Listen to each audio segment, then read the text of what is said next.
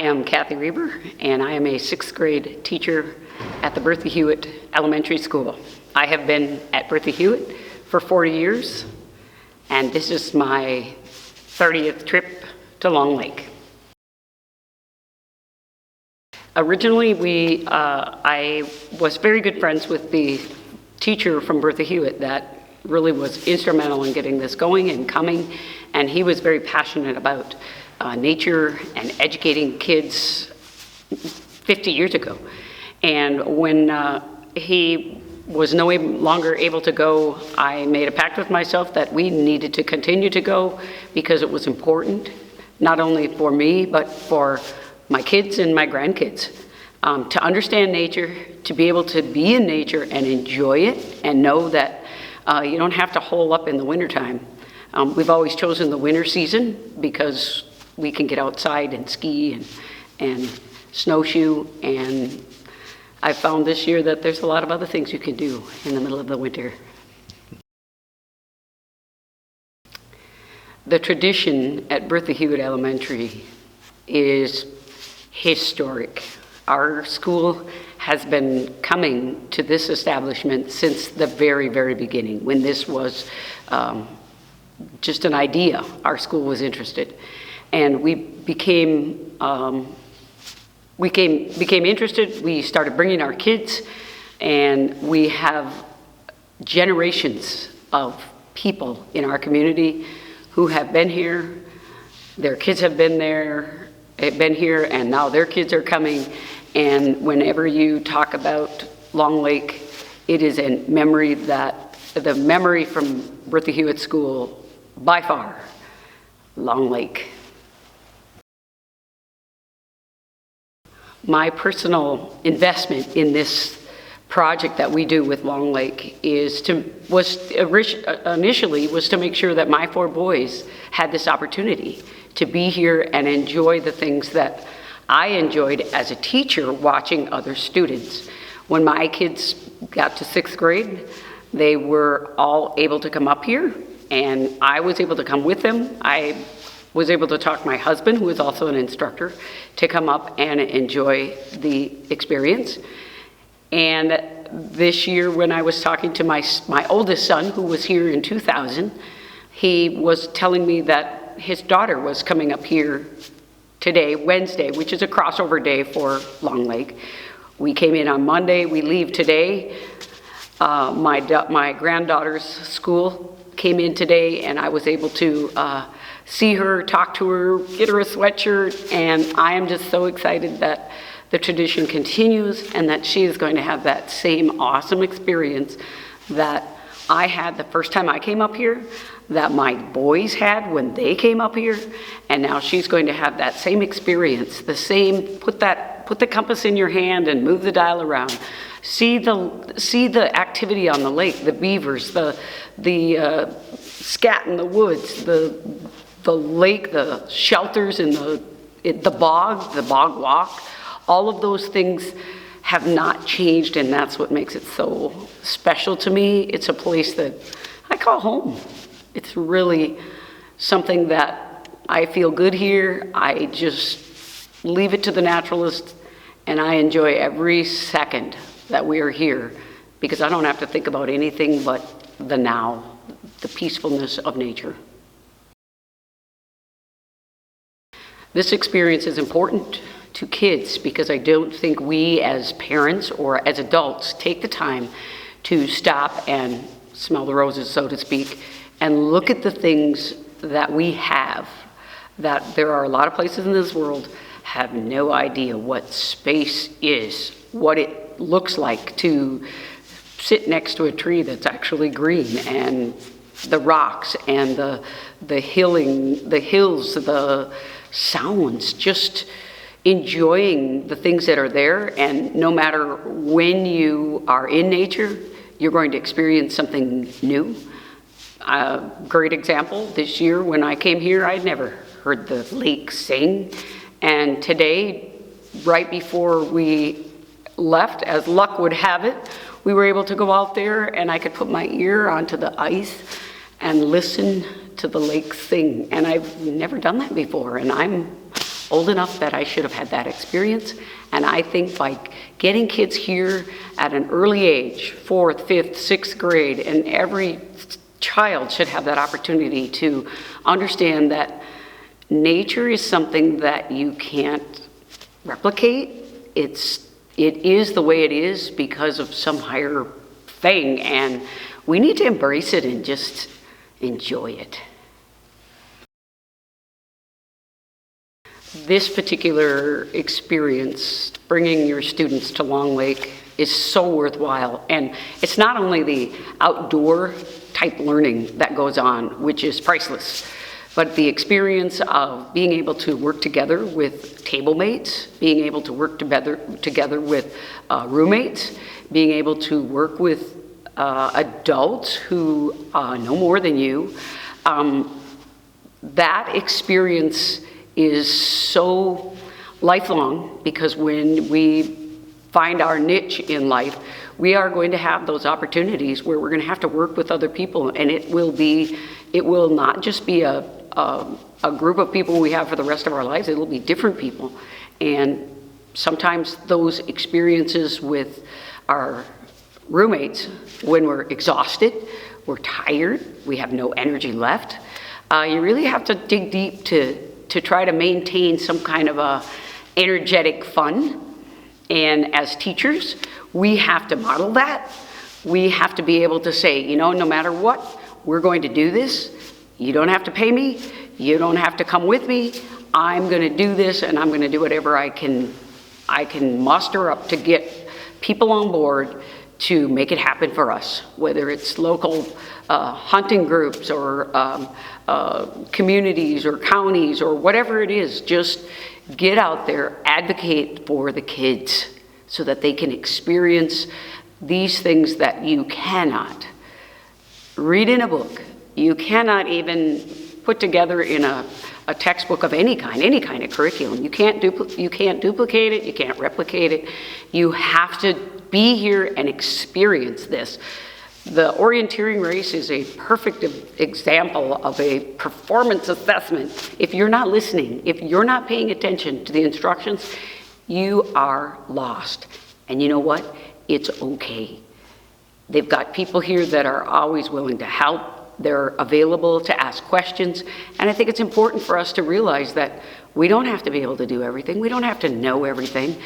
But we do have to be able to look to our peers, look to our friends, look to our instructors and the people that do know more than us, and be okay with not knowing everything and learning every day, learning something new every day, and being able to share it for years to come, for generations.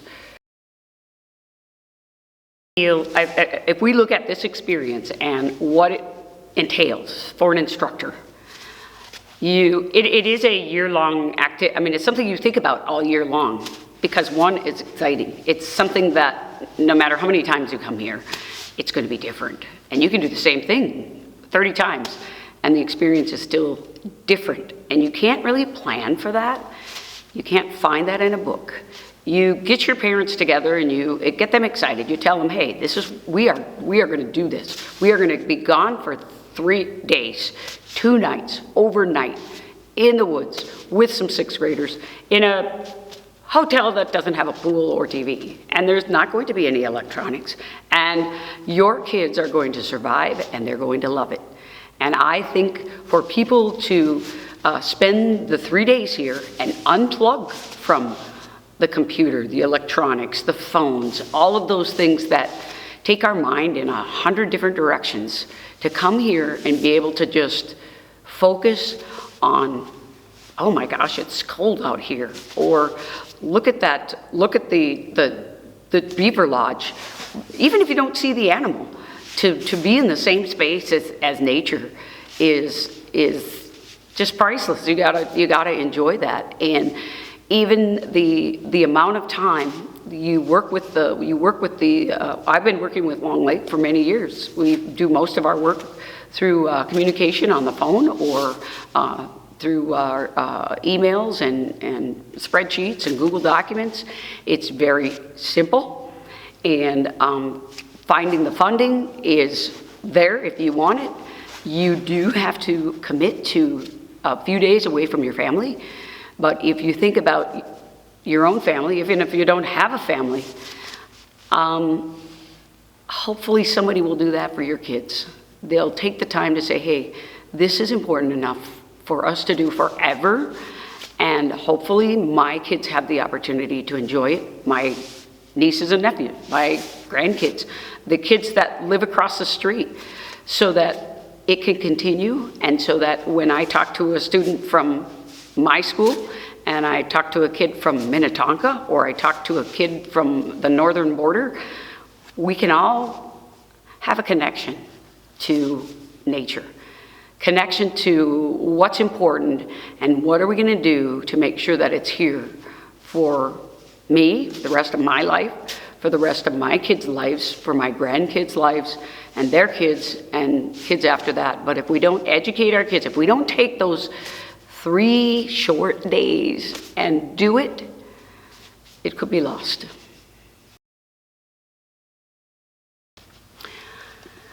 The experiences that I've had here there's hundreds of experiences, but like you said, there's a couple that stick out in your mind. And I think the newness of what we do, what you do here is pretty awesome. Because I no matter when, I've been here 30 times, and we do things differently every time we've come. I know the first time I came with my mentor, we were getting ready for the Alpha Wolf, and he had usually before the activity happens, the adults all get together and we spend some time talking about how it's going to go and what's going to happen. And if kids get too scared, let them know it's not that scary. We're okay. It's a part of this game. And for some reason, my teaching partner had told me that I should help the kids clean up after supper. So I missed the parent meeting. So I went into the woods as a child would, as a 6th grade student, and we're holding on to a rope, and people are bustling around, and we're getting some instructions, we're listening to wolves, and we're gonna call wolves, and we're gonna have all this fun out in nature, and it's gonna be dark, and it's gonna be so fun. And I remember we step out onto the sidewalk, and we're going to stand here a while so your eyes can acclimate and make sure that we can see in the dark and make sure that everything's going to be, it's going to be so much fun. And with each step that we took, it was like, why do we want to find a wolf? Why are we going out into the dark to howl for wolves, to try to find them? Don't people run from wolves generally? And the anticipation and the excitement and just the sheer fear I had walking into the woods that night, I will never forget. And I have never been able to replicate that feeling because I've done it so many times now. But the excitement I get when kids do it for the first time, they go out into the woods, and I can make a connection to the feeling that they have, that excitement, that fear, that anxiety of being out in the woods, holding onto a rope with a bunch of your classmates, hoping that you're the fastest one and can outrun anything that's out there. That was by far one of my most, that was just so much fun. That was very exciting for me. And none of my kids were with, I was a very young teacher at that time. And at that time, it was like, I need kids to feel this. They need to feel that anticipation and excitement of the not knowing. And so I think that's definitely one of them. Also, I've done the orienteering races several times. And for a teacher to get up and run the race and run with the students and participate in the events, whether it's orienteering or the bog walk or climbing over the wall or just getting involved. When the first time that I had a new world record and it was posted and my class was cheering me on, and it was so exciting they realized that, hey, anybody, any age can do this. And It's not a matter of whether I'm the best athlete or the best orienteer. It is a matter of finishing the race and being successful.